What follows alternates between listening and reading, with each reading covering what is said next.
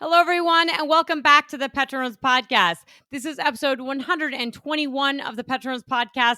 My name is Trisha Curtis. I am the CEO of PetroNerds and the host of the PetroNerds podcast, and I'm absolutely delighted to introduce the podcast today, this is episode 121. This is a conversation with Chris Wright and myself. Jason Isaac, the head of the American Energy Institute, is moderating this conversation. This is done at Liberty Energy's offices. This was on November 11th, 2024, right after the election. So this is a post-election conversation regarding energy with myself, Chris Wright, the CEO of Liberty, and now the newly appointed the newly named and picked U.S. Secretary of Energy for President-elect Donald Trump.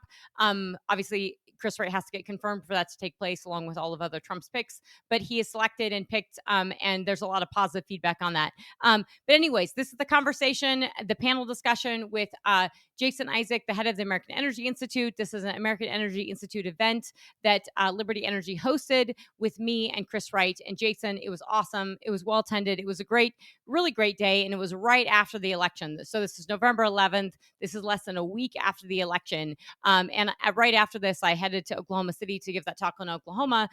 But this was a phenomenal conversation. Can't wait for your feedback. Can't wait for you guys to listen.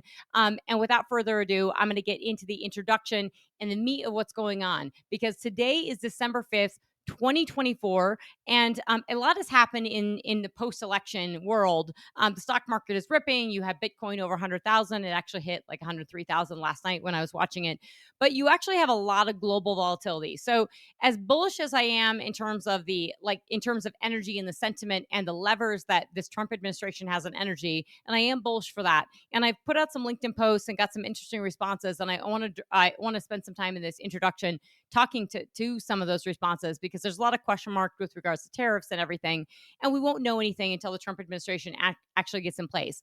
But I do think this podcast is very helpful and to think about the direction, the roadmap for energy policy, and really manufacturing and just the impetus of energy underneath everything and what it does for the U.S. economy. This podcast is going to be really helpful for you to develop a framework to think about that, which is very, very different than we've had the past 4 years. And it's very interesting because if you're following the market, something you were hearing a lot about, if you're listening to CNBC or Bloomberg, you're hearing a ton about Bitcoin. And actually today, because it crossed over 100,000 last night, the coverage today has been all about Bitcoin. And what you're hearing is that we had such a horrible regulatory environment for cryptocurrency over the past 4 years that now we're going to have this openness and it's going to be different. And really, it's going to allow banks and more ETFs and everything. So it becomes more transactable. People can invest in it, and that will drive up the price. Well, there's concerns that it will come down. And I'm not advising on anything Bitcoin, but it was interesting to hear all this negative commentary about the current administration. And you hear that with regards to Bitcoin, you hear that with regards to energy, you hear that with regards to business, whether it's home building, a lot of things. And so I think really what this new wave of not just in the US, but globally looking at the US, why people are confident in the US economy, and probably more so just than the rest of the economy, because the global economy isn't doing good, is that we had such a harsh regulatory environment under the past 4 years, and yet we still had a decently strong economy. That what does this mean for the U.S. economy? And I think there's some serious headwinds globally, which could impact the U.S., which are definitely impacting oil prices. But I do think that U.S. is that bright spot, and I have to underscore and underline the emphasis that everyone is putting on regulation. And I'm really disheartened that there wasn't more talk about in the stock market, in the economy in general, and economic coverage about how harsh the regulatory environment was under the Biden administration and the stuff that they were putting in place. And I do think there are big moves, not just for Bitcoin and cryptocurrency, but when you change the Treasury Secretary, when you change these entities from Gensler to somebody else, and you change these, and you potentially are going to pull out that climate change order or that climate change bill that we had from the Secretary of Energy, or from the Secretary of Treasury, for SEC filings and SEC rules. And you also, so if you're removing Janet Yellen, if you're removing Gensler, you're no longer putting climate as the emphasis and the thrust. And also you may be taking out some of that influence that Janet Yellen has had on the Fed as well. And I do think that is important, because I think the Fed, I want them to remain independent, but while they are independent, they do remain dovish, and they do tilt toward the side of employment and unemployment over inflation. And inflation has really come home to roost. And I think we definitely saw that in election results. So with that, I'm going to get into the introduction for this podcast, and then I will let you listen to this awesome panel conversation with myself, Jason Isaac, and Chris Wright. So this is episode 121 of the PetroNerds podcast. It is December 5th, 2024. We are seeing oil prices at 68.45 for WTI, at 72.71 for Brent. And we're going to get into that because OPEC has just rolled over their meeting, or rolled over a decision to basically extend their cuts, which is expected, but we actually dropped prices on that, didn't raise them. Henry Hub is over $3. I mean, that's probably welcome news for a lot of folks in natural gas, even though they really need more like 350. And we're hoping to see something much, much higher, really the back half of this year, which they didn't see. And we saw under $2 an MCF for the better part of 2024, but we're over $3 right now. And Dutch TTF, so European natural gas prices, something really, really important to watch, is $14.55 for an MCF right now for Dutch TTF prices. Now, that's really serious considering we're going into the winter, or we're in the winter. But if they have a continued cold snap or they have a harsher winter, that's just for these pricing. And it's not just access to supply, and we can export more LNG. But if we're exporting them more LNG, that's going to drive up diesel prices. That's all kinds of things are going to be impacted by that. However, one of the bigger things is that the volatility that we're seeing within the global volatility, what we're seeing within Europe, the two biggest economies in Europe are not doing well. So France just had a vote of no confidence, and they lost their prime minister. And if you remember, a few months ago, France had an election, and there was a lot of talk about the right-wing influence and potentially Marine Le Pen winning. And Marine Le Pen didn't win because the left coalitions, the different fractions of the left groups, got together and pushed back against the right. Now, there was a lot of discontent within the country because they believed that Marine Le Pen should have won, and that really they had the momentum. So there was a budget that came out. There was some messiness without. I don't know the details, but the result was, and it's not covered well in the market, but the result was a vote of no confidence for the existing prime minister. Emmanuel Macron is the president, so they have a president and a prime minister. So they had a vote of no confidence. The guy lost his job, so they need to get a new prime minister. That apparently is just as messy as trying to get the first one in the first place, because they were having to do this with the coalition government. And it's clear to see that Marine Le Pen and the right and all the angst within Europe didn't go away with this one election, right? The issues that they have with inflation, with overregulation, with all the things that are happening, not completely dissimilar to what we saw in the U.S. and across the world, that's happening in France. So now they don't have a prime minister. They have a president, which is Emmanuel Macron. He says he's not going to step down, that has his post, he has his job for the next few years, and he's going to keep it, but he is being asked to step down. So lots of volatility there. That is the second largest economy in Europe. So that is really serious. And then the largest economy in Europe, Germany, also facing now, they're potentially facing the same no confidence vote this month, or maybe that gets kicked down the road. Olaf Scholz is not very popular in Germany. And you can see why, because the German economy is not doing well. I have spoken about that length in presentations on podcasts. The presentation and talk I gave in Midland for Society of Petroleum Engineers, which was just awesome, by the way, and so well attended. I get into that more. But really, really serious in Germany is the health of the German economy. The fact that they have these very, very high energy prices that we're seeing in France, that we're seeing in Italy, that we're seeing in Germany. So the fact that we have these high electricity prices, we're seeing this run up in Dutch TTF. This is going to further impact these guys. When people can't afford to heat their homes in the winter, or they're struggling to, or they're hurting, it's a tax, right? They have less money to spend over Christmas, over the holidays. That's not going to make people feel good. So energy prices in Europe are really, really serious. And I think overall, just the sentiment in Europe is relatively poor. And you're even having conversations and talks about how healthy really is the European Union and how healthy is the euro itself. So that's all really serious. And I think that really underpins the global economic weakness, why we're seeing oil prices as low as we are, and the global volatility. And it's interesting that this global volatility, this economic volatility and political volatility, that's all a question mark and uncertainty. But it's not the geopolitical angst or the war sentiment or something that would be pushing up oil prices. If anything, it's kind of pulling it down. And I think that's really concerning, the fact that OPEC did roll over their cuts, right? They just extended those into March, and the market reaction was essentially muted. You had oil prices almost going to 70, or about touching $70 a barrel, and then they came back actually after OPEC did this. Now we have volatility in Syria. There's renewed angst and volatility with going on in Syria. That's not directly impacting any barrels, so there's question marks there. But Iran and Iran's support in Syria, that is kind of question marks. Now, this is where it gets really serious in terms of thinking about the levers that a Trump administration has. And I say this, and I'm trying to be as apolitical as possible or be as bipartisan possible on this, but I really want people to think about energy separate from how you feel about politics, and that an administration that embraces U.S. oil and gas production, the fact that we're the largest oil and gas producer in the world, that we have more coal reserves in the world, we are a nation that could solve our own energy problems as well as a lot of world problems. Now, with that and a deep understanding of how hydrocarbons and geopolitics works, there are a lot of levers that this Trump administration could do on energy. And I say that with a lot of sincerity. So there's a lot of question marks and concern about tariffs. And, if you enact tariffs, then you have inflation. Now, Trump did enact tariffs, and a lot of those things were kept in place under the Biden administration. And we have had inflation. Now, whether or not you had a direct result, we didn't have high inflation under Trump. We had actually sub 2% inflation under the Trump administration. That's just fact. And we had record 3.4% unemployment.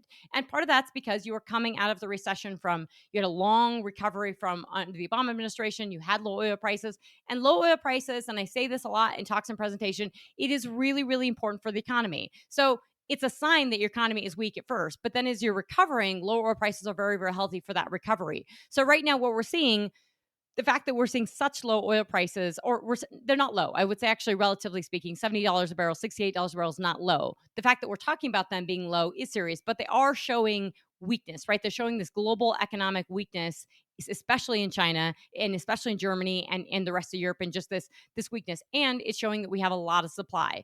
The spare capacity is really, really serious in the fact that you have Saudi Arabia and other OPEC countries actively holding back barrels. And so that means that they're readily available on the market. So all the geopolitical angst and volatility, you have the ongoing war with Israel and Hamas. You had a ceasefire with Hezbollah, so that's in Lebanon in the north, but not with Hamas. So that is continuing, that is ongoing. You've had Trump talk about that a little bit more, of saying, if this doesn't end, or if the hostages don't get returned, they'll be held to pay. And I think you can probably expect from a Trump administration, Israel to just be able to do what they need to do. And what this means, in terms of what this means for oil prices, is that this administration, again, we're talking geopolitics, intelligence on geopolitics, intelligence on China, intelligence on oil, embracing hydrocarbons in the U.S. You could sanction Iranian crude. That is a couple million barrels a day, at least, being exported on the global market. So think about taking those barrels away. That gives Saudi Arabia a lot of flexibility to add barrels back into the market. And that gives flexibility and levers on price as well. And because the U.S. is producing 13.2 million barrels per day, it came down just a smidgen, and that was actually from the Gulf of Mexico, not from any states. We actually saw Texas production come up at the end of November, or in 2-month lag, but that was a big deal. So anyways, 13.2 million barrels a day, about 124 BCF a day, billion cubic feet per day of natural gas. That's U.S. domestic production. That means that the Trump administration can go ahead and sanction Iranian crude, push that, enforce those sanctions, make sure those do not get exported to China. That means that they are throttling the money that's going to Iran. That definitely helps take away the funding that Iran's going to be giving to other countries, especially giving to these proxy entities like Hamas, like the Houthis, like Hezbollah. And if you can really quell down and tame down the volatility with the Houthis in the Red Sea, that will definitely help on inflationary aspects for goods and shipping. So that will be beneficial. And so if you take these barrels off the market, but you ask Saudi to bring them back, and then you work with the U.S., no, you're not going to be able to increase barrels production overnight, but you are sending a signal to the U.S. and to the market that you are open for business and you're ready to do business with the oil and gas industry. So what that means is it's no different than anyone commenting about tech or Bitcoin or anything else, is that if you have an administration that's not against the oil and gas industry or is opening up federal lease sales. So we will have lease sales on federal land in the Gulf of Mexico, think Wyoming, think Alaska. You are going to have more flexibility and openness. That allows companies to start investing more over there over the long term, right? So it just basically gives a signal to, hey, we're open for investment. You're going to take the pause off the LNG export permits, which is such a big deal. I mean, I cannot underscore and emphasize what a big deal it is to take that pause off U.S. LNG export permits, because Trump got elected and immediately Europe came out, Ursula von der Leyen came out and said, we are willing to buy more LNG from you, U.S. Now, I put this out because it's really important to point this out. Japan and Europe, our allies, have wanted the U.S. to take more leadership on oil and gas. When we had this war in Ukraine and we had all this volatility, it was the US, it was the Biden administration that decided not to, that actually explicitly within the joint communique for energy with Japan, they actually said, Japan wanted this joint communique on energy to actually talk about oil and gas production in the US, and the US, the Biden administration explicitly withheld it and said the only reason we would potentially need a production increase in gas. That is wild and insane. So when you take off that and you take off the angst, you realize that all these countries do want to do business with the US. So that does give a profound impetus to lift up LNG. And some of the biggest misnomers I'm seeing and hearing in both market coverage and commentary, but also people commenting on LinkedIn, is that one is that we don't have an answer for tariffs. So I would be a little bit careful in saying, this is what the immediate impact is going to be for tariffs because you don't have any yet. Two is that actually for oil and gas, yes, we have about 12 to 14 BCF a day that flexes right now that we're exporting for LNG right now. If we allow for more exports, you allow for a more thriving and healthy market. And I encourage these folks that are posting on LinkedIn or asking questions on this to really listen to the latest podcast I have, the presentation and talk I give it in the Permian, which will drop in a few weeks. That's definitely gives you a lot of more explicit color on how important LNG is, right? So if I build out the infrastructure, right now, my LNG, my liquefied natural gas, is 53 billion cubic feet per day out of a 400 billion cubic feet per day market. 53 out of 400. So it's new, it's nascent, and it still needs to develop. So when you basically send the signal that the U.S. is open for business, you're going to allow that to develop and thrive. And I absolutely think that the U.S. will be pushing more exports, more LNG exports abroad. That's very beneficial to global LNG prices and putting a lid on them. And that's beneficial to sort of propping up U.S. prices. Now, those are the two big things I think when we think about if we have lower U.S. prices, what does that mean, right? Is Trump negative for oil prices? And I think if you're increasing output and you have a weak global economy, yes, you're going to have low oil prices. However, the Trump administration, if they're committed to filling up the SPR, again, hydrocarbon and intellectual leverage here, if you're filling up the strategic petroleum reserve, you're going to put a floor on prices. So this is why I say this administration has more leverage than any administration, more leadership, more than any leader in history, because we have more oil, gas than anyone in history. And so you can fill up the strategic petroleum reserve and should be filling up the strategic petroleum reserve. And there are folks that saying we're doing it. We barely filled it up. So when you drain a couple 100 million barrels, you have to fill that up. And so it's really meaningful to say we're committed to filling this up, and here's maybe what our price tag will be. But that's just a lever. And then so you couple that filling up the SPR with deregulation, working with the Saudis, sanctioning Iran, sanctioning Venezuela. You have a lot of levers there. But couple the deregulation with the impetus on gas and getting more natural gas and electricity pool, which we talk about in this podcast as well. All those are awesome. Those are really, really serious and amazing levers that if you're intelligent on energy that you can pull. And I say awesome because, getting more natural gas and electricity pool and lowering prices for electricity for US consumers and for households and for individuals, but for businesses is just massive and will be hugely beneficial for manufacturing. But that all means that, slightly higher natural gas prices means slightly higher margins for operators. And that does really help offset some weakness when you see that in oil prices. And we have definitely seen that historically. So that's the big stuff that I wanted to go through because those are big, big question marks that a lot of folks have. And then lastly, I'll just say, the 10-year yield and the 30-year mortgage, we are still pretty sticky, folks. We're north of 4% for the 10-year yield, and we are looking at almost 7% for a 30-year mortgage. There's still a lot of economic headwinds that the U.S. has, and I know things look rosy, and I'm generally very positive about the U.S., and I am positive about the regulatory trajectory. But I would caution folks to realize that, even Donald Trump cannot stave off a global economic recession. There are a lot of positive things that are happening. There is sort of a Trump effect happening where you have people like Ursula von der Leyen saying they'll take our natural gas. So these are all positive, and they actually show exactly what the Biden administration was not doing and why that was so serious. So with that, folks, thank you guys so much for listening. There are two things I want to flag. That is, there'll be two papers coming out with the Common Sense Institute on electricity prices in Colorado, as well as sort of an energy primer and landscape paper on Colorado that gets into Colorado CO2 emissions in comparison to the world, which is almost nothing, and gets into Chinese emissions. There is an article that I did on rising electricity prices and green energy. This is from the Daily Signal, and this is posted on LinkedIn, and we'll get that out there. But it's really a great, comprehensive, short article. I encourage you guys to take a read. And please take a listen to the latest, the previous podcast. If you've missed them, episode 120 is great. And thank you so much, guys, for listening, and can't wait for you to hear the feedback on this and for you to listen to Chris Wright, our newly appointed U.S. Energy Secretary. Bye, folks. So I appreciate Chris Wright hosting us here at Liberty. This is not my first trip here. I was here with my son a couple of years ago, who proudly worked in the oil field this past summer in Midland and loved it. I think had a lot of inspiration being in this office, although it's not like Midland at all in here. The views are similar. The views are similar, yeah, absolutely, absolutely. But thanks so much for hosting us. We wanted to have this conversation and just talk a little bit about a post-election outlook. So rather than me doing introductions, I've introduced myself. Prior to starting the foundation or the association, I was a 4-term legislator in Texas. I served in the Texas House of Representatives. I term limited myself. I did an 8-year sentence, and that was enough. And now we're gluttons for punishment. My wife is going into her 2nd term in the legislature. It took her about 8 weeks to outshine my 8 years of work. Not surprising, but she's doing a great job. So now I can actually make a living because you can't do that in the legislature in Texas. But here we are. Chris, if you'll take a second, introduce yourself. I know probably everybody in this room knows you, but for those that may be listening to this at a later point in time, because we are recording the audio and maybe some video from this.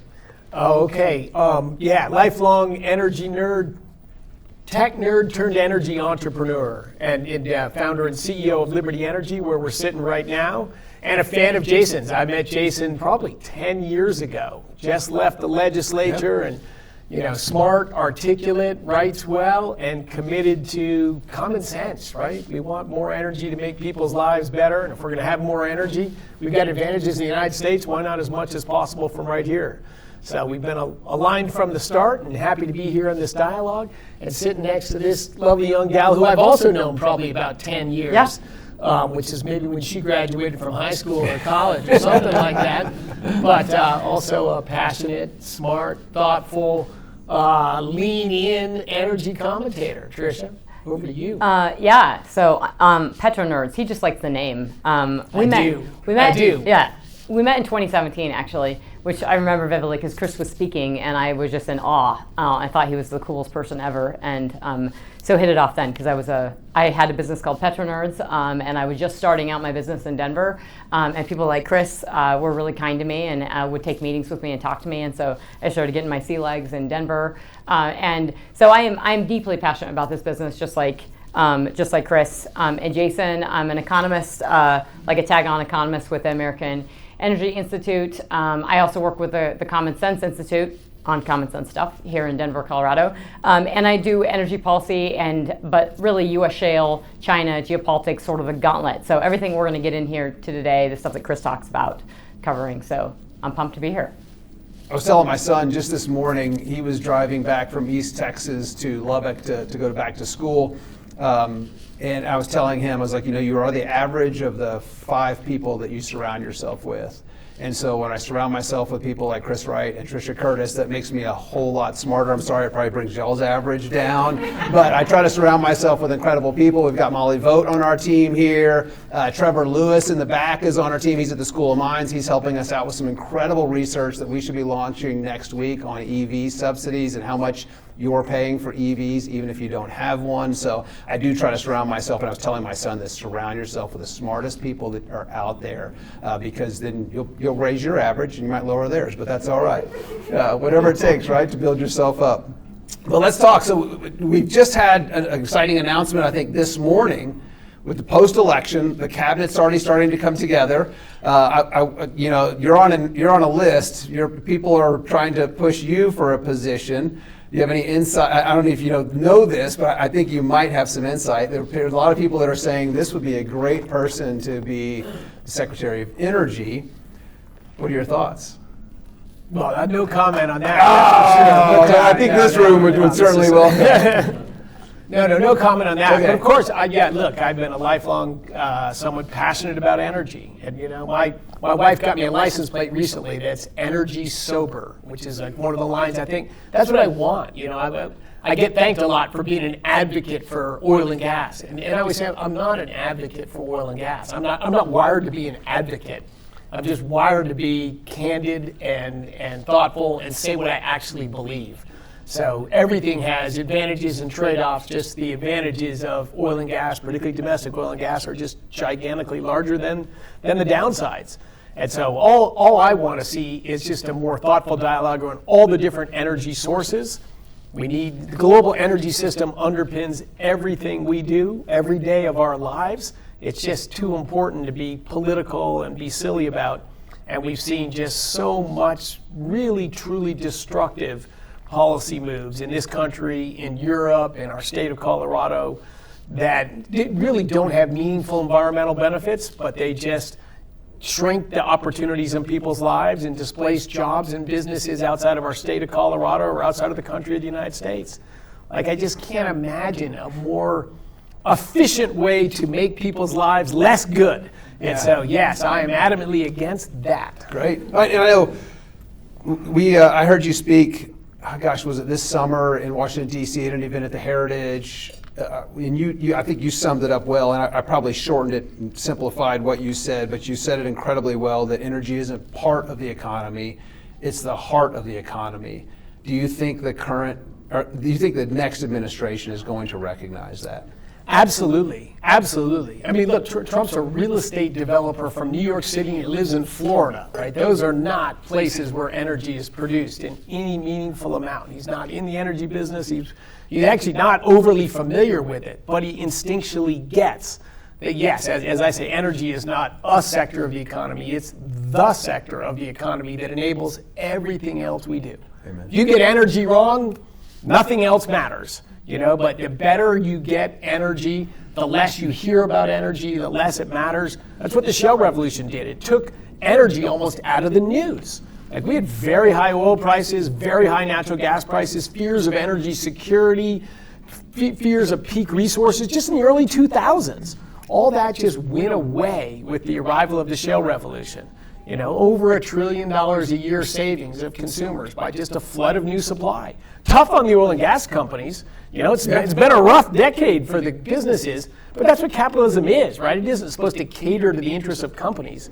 It's to deliver products and services to consumers. And consumers have just been an awesome win in this. And our country, the United States, has been, to go from the largest oil importer in the world to a net exporter, and with natural gas to go from the largest importer in the world to the largest exporter in the world, less than 15 years. Like, that's technology, that's innovation, that's good for America, that's good for the world. That's great. So speaking of natural gas, Trisha, what do you think that this new administration, this new post-election outlook means for natural gas and world energy supply? So I think it's huge. So I want to piggyback on Chris's comments. I think you probably couldn't have a more night and day approach on energy from the Biden administration to the Trump administration. And Trump does intuitively get it, but it's also just because he's pro-business and low regulation. And there's nothing in this country we've had for 4 years. We've had extremely high regulation, and we've been very anti-business. But we've been, particularly, this administration has been very anti-domestic oil and gas. So the flip is just switching now. And you're seeing this, like the euphoria in the stock market. And it's very fascinating because if you're with business leaders or you talk to a lot of leaders within energy and outside of energy, one of the biggest things that they've really felt was just this burdensome regulation. Like, talk to big home developers, like the ability to build a new house in this country, anything. The regulations have just been so heavy. And so that's huge, but then you couple that with high energy prices, and you couple that with this administration sort of got lucky with a global recession happening and lower oil prices, but really that was not because they looked at the industry and said, please drill more production and help us.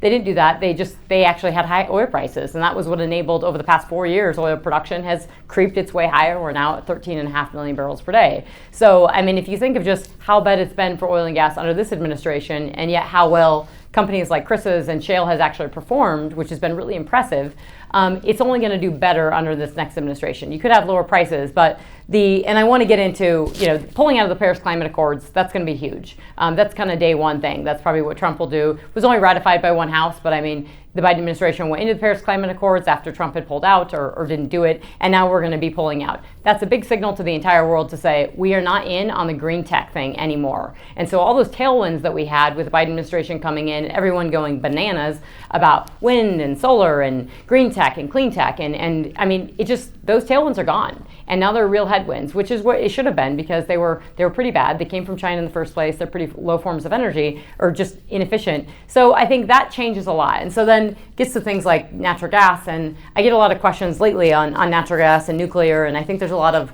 excitement around nuclear for sure. But I think when we think about natural gas, of like what can you really penetrate? A place like in Colorado, if we could get companies like Excel to allow more natural gas into the grid, to stop decommissioning coal, that would be a big difference. But if we can, from a national level, if we can actually get a Trump administration to understand the importance of electricity, and I think he does, because they talk about lowering energy costs. What they're really talking, it's not about necessarily gasoline, it's your energy bill, your utility bill, because you're paying $23 an MCF for natural gas prices. That's the average residential price in the US. When Henry Hub has been, as we all know, way below $2 for almost half of this year. And that's insane. That means utility companies, if you also look on the stock market, they've outperformed everyone because they're just crushing it because they're making massive profits. And so that delta of that natural gas thing, that needs to be shifted, and there's a reality check. So I think an acknowledgement that we need more natural gas, we need to stop decommissioning coal and getting rid of reliable baseload power, just stop demonizing natural gas, allowing it to get into the grid,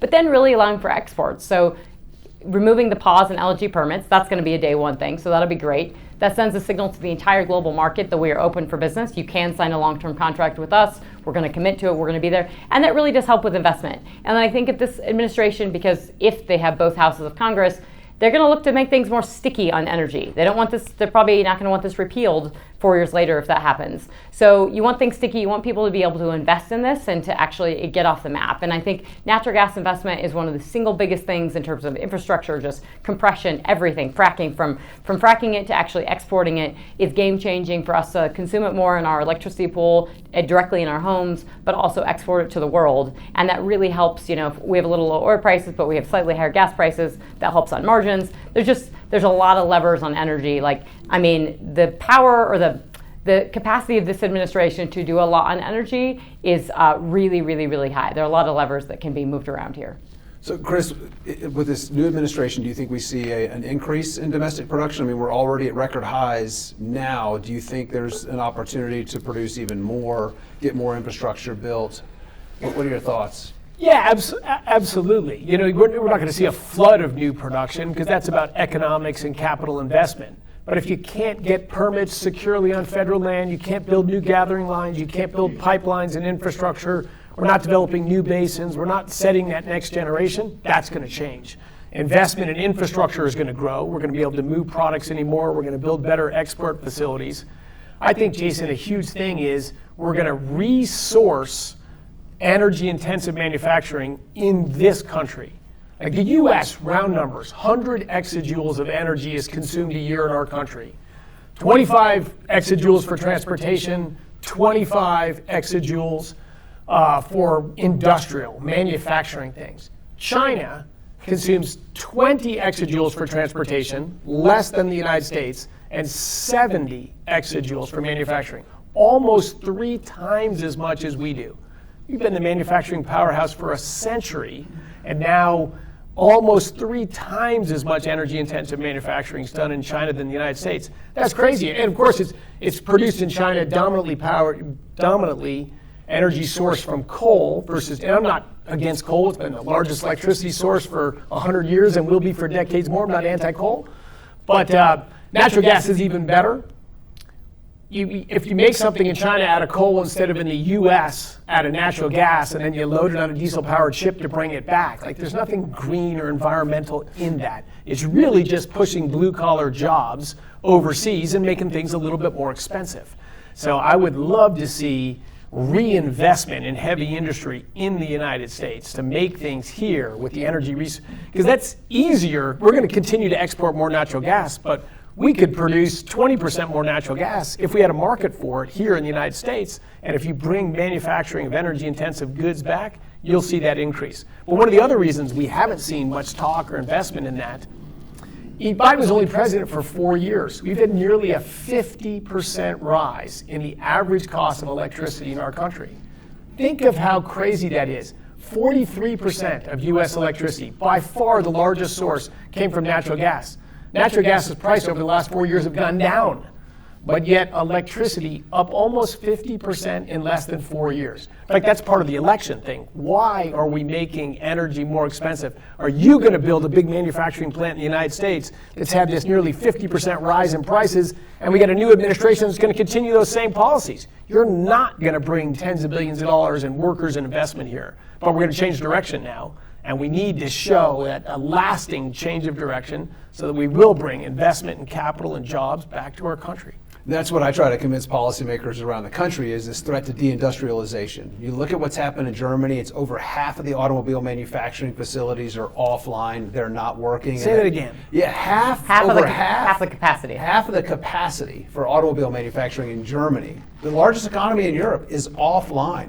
Just last week, Volkswagen announced they're going to shut down, I think, lay off 1,400 jobs. 10% pay cut, 3 auto manufacturing plants, which has never happened in Volkswagen's history, and tens of thousands of jobs. Everybody gets immediate 10% pay cut. This is Volkswagen. And this is exactly to the core of the China problem, is that China's decimated German manufacturing. And if the US, if we had not had a Trump election, that's the road you were going to go down.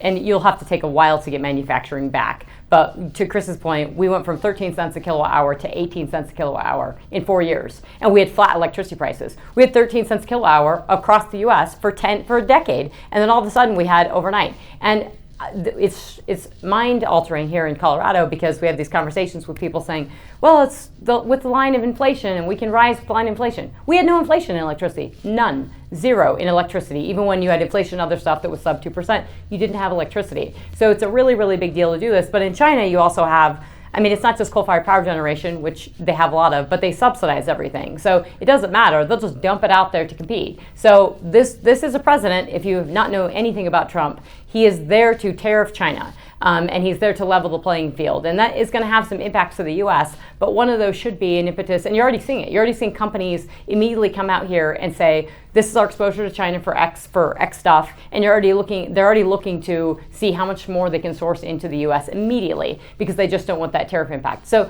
you're already having an immediate impact, and he's not even in office yet. So I had go ahead, Chris, Jim. So Trish, I really want to disagree with you, but you said China killed German manufacturing. I would say they both did. Germany killed German manufacturing. No, they did. But they allowed them to.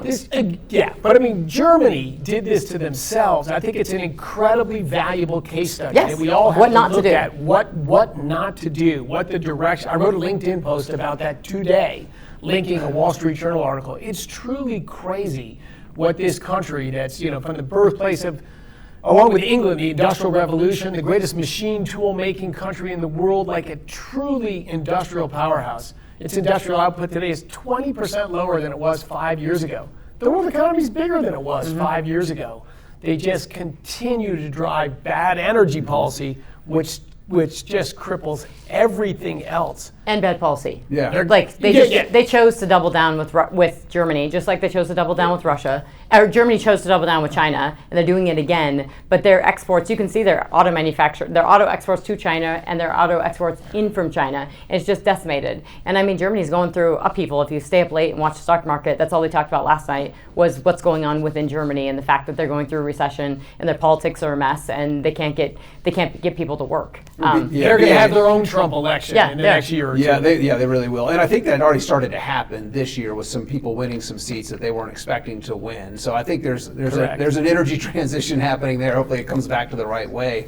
But you saw the BASF, largest chemical manufacturing company, moving operations from Germany to China, laying off thousands of jobs. That's terrible. I've joked, and I've had an opportunity to testify in front of Congress 4 times now, and I've said of all the technology the Chinese steal from us, it'd be nice if they would utilize our pollution control technology.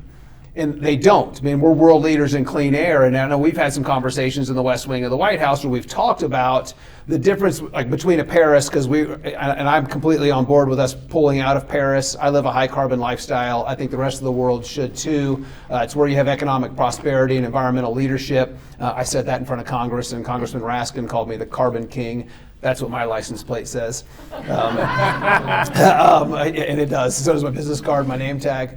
But I digress here. We were actually talking about a Pittsburgh Accord, where we had this idea, and I can't remember who came up with the idea, but it's brilliant. And we're thinking, because President Trump, when he first got elected, he said, I represent the people of Pittsburgh, not the people of Paris. And we thought, well, let's have a Pittsburgh Accord. We'll fly in, we'll do the signing. Let's call on our trading partners to meet air quality standards that improve human health. We've gone too far here in this country. And we're world leaders in clean air, reducing pollution nearly 80% over the last 5 decades. During the COVID lockdowns, we took half the cars off the road, and the air quality did not improve in this country. And there were some cities where it got worse. Austin, it got worse. We're at a natural state. We're number one when it comes to clean air, or we're number one when it comes to access to clean and safe drinking water. And again, world leaders in clean air. And these are some messaging points that just a lot of people don't know. That we've got to celebrate our economic prosperity because of access to affordable and reliable energy. And yes, I know you and the Bettering Human Lives Foundation does a lot of work on this globally, because wouldn't it be nice if 3.5 billion people on the planet could experience the clean air and the clean water that we do? And Jason, I love that you expanded it right there. Low energy means, low cost energy means higher standard of living, more jobs, all those economic things. You brought it to the environmental side as well, which I think is critical. I grew up in Denver. I'm looking at Susie Law right here. I grew up here 50 years ago as a young kid in elementary school. Denver's population was a third of what it is today, and the air quality was just massively worse. A third of the days we couldn't even see the mountains. Look at it today. Denver's gotten economically bigger, stronger. We do more things, we travel, we do all these things that are supposedly evil of consuming more energy, but just massive improvement of air quality. That's technology, common sense. In fact, more and better energy is positive for the environment as well. Yes. And thank you for pointing that out, and the data is compelling. Yeah. So, Trisha, I talked a little bit earlier about this bill that I helped write in Texas in 2020 that I had a tough time with, because as a free market guy, it's like, wait a second, if I have to tell a financial institution that they can't do business with the state, that's really not free market principles. But I said, and I wrote, if you're boycotting fossil fuels, then you can't do business with the state of Texas. I got to define what boycott meant, which was fun. BlackRock doesn't like my definition, but they're on the boycott list in Texas. So as an economist, how do you feel about, as you talked about tariffs, and that word kind of lit up in my mind, what are your thoughts on some of the tariffs that are being proposed, and how do you grapple with that as an economist? Look, I'll be completely honest that I didn't love everything about the Trump administration in the first one. And initially, and I've changed my mind on this, initially I was a little bit more hesitant of just immediately with tariffs of like my economic knowledge, like this can't be good. But I am definitely a China hawk. And I say that simplistically, but I study China for a living, and I take it really, really seriously. And I think if people had even a fraction of the idea of what was happening in China, not just that everything was made with coal-fired power plants, but the majority of it's made with forced labor, and that's how you can make such cheap goods, and you can dump them into Germany, and they're stupid enough to take it. But you can dump them here in America too. So we don't have the problems with our EVs, but we have the problems with our cheap goods. And so, this tariff thing is when he said, I'm going to use tariffs. And if you listen to the Joe Rogan podcast, he actually articulated on tariffs for a while and said, I think it's the most beautiful word in the English language. And he's thinking about it in a few different ways, and that's that it's a way to the market reaction was very interesting. I mean, the first reaction on Bloomberg when he was about to be they were about to call him as the winner, they said, oh my gosh, my European friends are freaking out because they're saying we're going to have European tariffs. And there wasn't a lot of talk of European tariffs in the election, but now there's a little talk of it, just tariffs across the board. And I think really it's a carrot and a stick approach. It's really how do we get people to the table and how do we start maneuvering things. So when you start the conversation off with China that you're going to tariff 60%, that means China starts immediately negotiating. So we've never had this with China ever. I mean, the Trump administration was the first administration, and I give credit where credit is due, and I will criticize where I need to criticize, and I'm plenty vocal about that. But this was the first administration, and we haven't had one that's been critical on China, that actually looks at China and says, no, it's called genocide, what you're doing with the Uyghurs in the province of Xinjiang when you're making those solar panels and the wind turbines, and we're going to call it genocide. And the Trump administration actually called it that. So things like tariffs are a great way. We have a foreign adversary. There's one country that is helping fund the war. I mean, they're funding Iran. They're importing about 2.5 million barrels a day from Iran at an $80 oil price or $70 oil price. That's several $1 billion a month. So if you want to go after that, Trump's going to sanction Iran, the crude out of Iran hard, and that's going to impact China. And he's probably going to look to Saudi Arabia. They're going to increase barrels. We're going to probably try to increase a little bit. There's a lot of different things he can do. But with China, those tariffs are going to be, that's going to impact, cheap goods that come into Walmart. I mean, if you look at stocks today, Dollar Tree, Dollar General, Five Below, all the stocks are getting hammered right now because their exposure to China goods is so cheap. And that could be a wake-up call to people. Hey, one, do you need all those cheap goods? And two, to really Chris's point, we need to be making things here with cheap natural gas. And I can't tell you how many business leaders I talk to that make things, that manufacture things, and are not, they don't understand energy, right? They don't understand the manufacturing process. They don't understand that they need low-cost energy. And the Wall Street Journal in July of this year had a big article on manufacturing in automobiles, and I thought the Wall Street Journal was going to come out and say, hey, we need more natural gas. And they didn't. They talked about the high cost to auto manufacturers because of the rising cost of energy in the US. And the answer at the end of the article was, we need to subsidize wind and solar for auto manufacturers in America. And I thought, you're crazy. Like, this is absolutely crazy. So the tariff implication is going to be on, it is going to be in autos, and he talked about that in some podcasts as well. Trump said he had some ideas of that. You're going to get your loan forgiveness, like your interest payments on your auto loans. He said, we're going to make that tax deductible. And he says, but I got a better idea. It's only going to be tax deductible if the car is made in America.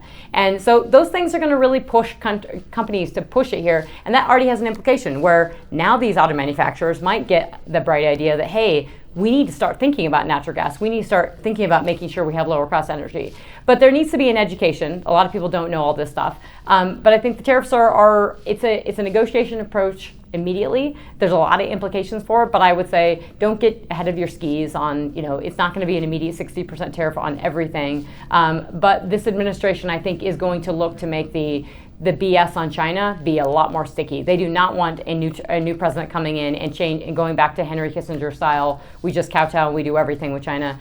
Similar to this administration, although they kept a lot of the Trump's tariffs because they couldn't really remove them. But we're slowly progressing to just a level set and understanding with China. And I heard today that a lot of people around him are actively, so talk about decouple, nobody's wanted to use those words, that they absolutely 100% want to decouple. And personally, I think it's a great thing, but there are some costs that come with that.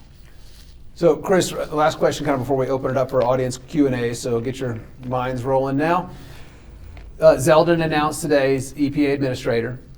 I think it was the day after the election that Duke Energy came out and said, if there's changes within the EPA, we are not going to continue early retirement of coal-fired power plants. So actually keeps them on to provide affordable and reliable electricity.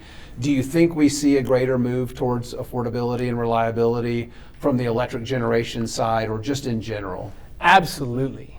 Absolutely. Look, we've been in, 20 years or whatever, where climate has been the biggest issue, and the cost of energy, we don't talk about it too much, or it's bad here. And it was secondary, right? Because the whole planet was going to die if we didn't, it is crazy to me how this has swept up middle of the road, thoughtful politicians of all sides. Like climate change, and again, I write and talk about it, it's a real thing, it's a global phenomenon, it's slow moving, it just isn't even remotely close to the world's most important challenge. And everything that you hold dear depends on reliable, affordable, secure energy. So Jason, yes, I think there will be a dramatic shift in the views and attitudes that utilities have driven these huge costs in electricity. They've taken these plants down. They built this crazy crap. That's not because they decided that was a good idea. This is governments and regulatory pressures that have forced them to make just massively poor investments at giant scale. And I think they sense we may not have to keep doing that. We may not have to keep doing that. A charter of utility, it starts with affordable, secure energy. That's their mandate. And they've been forced to betray it. So yeah, I'm very optimistic that we will see aggressive changes in posture, in investment, and towards our electricity grid. Now, the problem in our electricity grid has been going on for a decade or more. That's the scary part. Yeah. It's not going to be fixed in a year or two. The attitude, the money flows is going to change. But we're going to see more expensive and less reliable electricity in the coming years because we have a demand driver with AI. They're less price sensitive. They're going to buy that electricity, and we've been enfeebling the grid for a long time. So the trajectory and dialogue is going to change right away. The reality is going to have a lag. I just hope that messaging doesn't get hurt. Yeah. But it couldn't come soon enough. It could not. Otherwise, it's terrible to think where we'd be 4 years from now with growing demand and continued enfeeblization and a terrible investment climate. Fortunately, that's a counterfactual we're never going to know. Yeah. Deindustrialization would be happening. Yes, but exactly. Hopefully it won't. Hopefully it's the energy sobriety has reached the opportunity right now to be throughout our government policies. And hopefully, like J.D. Vance said, they're going to pull back on some of these subsidies because the market distorting policies, all we're getting out of them is higher cost and more debt and higher inflation. And so that's, again, one of the reasons we advocate for free market policies. And hopefully cars will be affordable too, because... But so that's the headwinds and tailwinds that you're talking about. Yeah. Of like, utilities are publicly traded. So we have a Colorado Public Utilities Commission that apparently has some people on it that advocate for the consumer. I don't think they've done a very good job advocating for the consumer because they seem to just pass along the rate increases. So these utility companies, yes, the regulations, but it kind of gets a little hairy of when the regulation started and when the utility company said I'm going to hit net zero 2050 and then the regulation happened after. Feels like there's a little bit of a collusion on the top. Not saying there is, just feels like it. And I think this is a nice level set to say, we're no longer, if I would love to hear an EPA administrator or Secretary of Energy come out and say, we're done with the utilities screwing over the consumer. We're over that. So you want to talk about price gouging? We're going to look at you gouging the consumer. We're going to find out what's real. And we're going to make sure, we should have had deflation a deflation with natural gas prices priced there, and we haven't. So to me, it's almost criminal what's happened with utilities. And that, the tailwinds and the headwinds, that's going to be a change in level set where this conversation starts getting in, and utility companies are going to have to start talking about affordability and reliability within their earnings calls, and they don't right now. At least not the one here. Hallelujah, get me fired up. I'm like, yes, I want to clap and cheer. Let's open it up for questions that anybody may have in the audience for any of us. Yes, James. Hi, thanks for doing this afternoon, everybody on the back. So the EPA this year rolled out new environmental regulations, and so now we have the methane rule. So we have the waste emissions charge, we have the new emissions regulations targeted at methane mitigation in Quad OB, and some other changes to the greenhouse gas emissions reporting program. What is your expectation of how the Trump administration is going to delay, change, react? Can they get rid of them? Can they modify them? Can they reduce enforcement? I mean, I have a lot of clients who are really interested in that. It's complicated. It's very complicated. But I think the trajectory will change. But yeah, most rules you can't just write them away.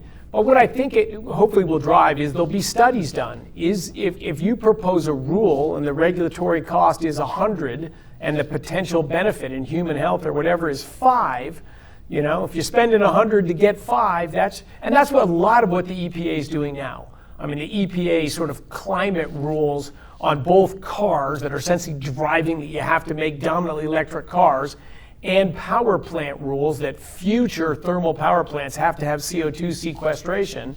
Those are massive imposed costs, and whatever economic model and assumptions you want to put in, just nearly nil positive human benefits. So it will take time to unwind some of that stuff. My hope is at the end there's structural changes. I wanted to pass a law in Colorado that you can't do something unless you can make an economic case of why the benefits are going to exceed the costs of what you're going to do. And I think that idea may sound crazy in politics. Could that come into the EPA in the next 4 years? I think there's a reasonable chance it will. Yeah, it's a very different strident attitude that we're not going to tack a little bit differently, along the same course. I think you're going to see very bold actions to try to bring sobriety and economics and concern for human well-being back into EPA decisions. I'm an optimist there, but not overnight. No, it's going to be a minute. It'll take a minute, but I think that they're going to immediately, who they're picking. And I mean, there's a COP meeting going on right now in Azerbaijan, and all they were talking about at midnight last night was things are going to shift, and they think that China's going to lead the world on climate, which is not going to happen. But they don't realize that this administration and those running DC are not going to care. They're going to pull out of the Paris Climate Accord. So I think pulling out of the Paris Climate Accords, but also the Climate Change Executive Order 14008, that's going to be gone tomorrow. I mean, that's going to be gone the moment Trump gets in office on day one. And so that executive order had a lot of stuff in it on emphasizing climate change, everything to do with climate as an existential threat. So that's what, again, some of those tailwinds and headwinds shift immediately. And so the EPA stuff, the stuff that's easier, it's sticky, you can't switch it off overnight, but the enforcement of it or the ability to tweak it, I do think that this group of people in this administration is going to work pretty hard to tweak it and to level set what the EPA can do, especially on stuff like that. Because they have, just one other question, because the waste emission charge goes into effect for emissions reported this year. And it starts at $650 a metric ton. So if you emit CO2 equivalent of more than 25,000 metric tons, then you have to pay a charge per ton of that. And it hikes up every year after that. And what they've also done is change the definition of a facility. It's not just the tank battery, it's the entire basin. So now everyone's going to be paying a carbon tax next year unless something changes. This is the structural problem, in a free society. Is the default direction of a government is to grow. Everybody wants to grow their business. This is by far the biggest business in the United States, and they've been very effective for a century in growing that business. Reagan, our boldest reformer before, I think we're going to see a new high in that. But our boldest reformer wasn't able to actually shrink the government, but he stopped the growth of it for 8 years, which was incredibly liberating in itself. I think we will see real attempts to actually shrink it, but it's very hard. But it's very important. Otherwise, you get eventually to stagnation, and the government's half the economy, and you get Germany with nearly zero economic growth for 5 years, and probably for many more going forward. We don't want to go there, but it's easier to grow the government than to shrink it. Yeah, much easier. And that's one thing I ask myself as a legislator, what are we doing to constrain the growth of government? And then it's like at the end of the legislative session, what did we do to constrain the growth of government? And it just seemed like every session I served, it was very, very little, if any at all. It's interesting though, and I think this $2 trillion of spending cuts that's being thrown around is certainly possible. You just look at the people that badge in and badge out of federal buildings, and I've heard the number is as high as 80% of the employees don't show up to an office. As high as 80% aren't showing up for work. So I think there's a good opportunity to get rid of some people in the deep state, which would be fascinating. And I think there'd be more freedom for us and great and kind of liberating for Northern Virginia. Questions? Who else? Yes. Thanks for the panel. I'm Senator Cleve Simpson. I'm serving the Colorado General Assembly here. Thanks for your service. Thanks for being here. Thank you. The national trajectory may be going one way, but I suspect the state of Colorado, I don't have any insight, but may double down to go reverse the trajectory and really buck the new administration. Thoughts or comments about that potential? Yeah, I mean, my personal opinion, look, I grew up in Colorado. First grade through high school, I love this state. My daughter and son-in-law and grandson live here. My mom lives here. My siblings live here. I love Colorado. But the trajectory in Colorado has been bad for many years now. And I sent some data recently to the governor showing the trajectory of Colorado's oil and gas production relative to the trajectory of shale in the rest of the country. And it's quite disappointing. Production everywhere else is well above pre-COVID highs, not in Colorado. And I just built a manufacturing plant. We're based in Colorado. We just built a big old manufacturing facility in Oklahoma. Why do we build it in Colorado? Because it's a risky investment to count on getting permits to be able to build and do things in Colorado's labor force. I would desperately want that to be in Colorado. It's in Oklahoma. And thank you for going into that thing, but Colorado should be a place. Well, What Colorado's going for is just a fantastic place to live, right? And it's got a great history of pro-business and successful things. So it's been a magnet for all these great people. And you don't kill that golden goose right away, but it's slowly being strangled. Last year we had the first year, I think in my lifetime, where Colorado had more people leave it than move into it. That's a hard thing to do when you have the most spectacular outdoors here and a highly educated, go-getter population. But I think your efforts are going to matter a lot. Colorado is very much on the wrong trajectory, not just on energy policy, but on just going back top-down control. People in the legislature are going to decide how business is done, what's important and what's not important, and stand in the way of sort of the progress of free people and free decisions. It's disturbing. And this is where we exist. If we can help in any way, visit with your colleagues, regardless of what side of the aisle they're on, to help educate them about our environmental leadership. I mean, those are the messaging movers that work for people. We're world leaders in environmental protection, environmental quality, and we're number one when it comes to access to clean and safe drinking water. And then you talk about expensive energy hurting the poor. And these are things that Trisha and I wrote extensively about. We published several op-eds prior to the election. We've got more in the hopper as it is right now, but educating people about people that are losing their access to electricity. And between 2021 and 2022, 5 million people had their electricity disconnected because they can't afford it. It was a 30% increase from 2022 to 2021. It was a 30% increase in people getting their electricity disconnected in the United States. Yeah. It was a 76% increase in people getting their natural gas disconnected in the United States. 5 million people don't have lights, don't have heat. And heat, as you know, here in Colorado is much, and globally cold temperatures are much more dangerous than hot temperatures, to the tune of 40 to 1. You'll have 40 freezing deaths to 1 heat-related death, or globally. Yeah. That's appalling. That's energy poverty. And so if we can educate people about the policies that are being proposed, this decarbonization political agenda, and it is a political agenda, net zero, Paris, low energy, low emission future, those are all political agendas that don't do anything but increase the cost of energy. They don't do anything to mitigate a changing climate. They just make everything more expensive. And those messages tend to work well with the left and the right. It's one of the great things about our trade organization is that we can get political and we can share these messages and actually represent energy producers that are okay with that. But as I did research on other trade organizations for 2 years, finding out that, we can't push back on that, and because we've got these, international global players that are embracing ESG and DEI and the Paris Accord and net zero commitments by 2030 or 2035. And I'm like, those are political agendas. And we can't push back. We can, and we will, absolutely. So if we can be a resource at all, please let us know. But I would say Colorado, to Chris's point, I think it is going to double down. So I think, and I'm not pleased. I mean, doing the work I've done with Common Sense Institute, I'm beyond frustrated. I mean, living in Colorado, I was born in Wyoming, and I'm proud to say that. Because I met with the governor of Wyoming in September, and it was like a breath of fresh air for him to say, we embrace our coal, and I love that we have low electricity price for our people that live here. And I mean, can you imagine if Colorado had a governor that would say, I'm happy to have low electricity prices and reliability for the people who live here? We don't have that.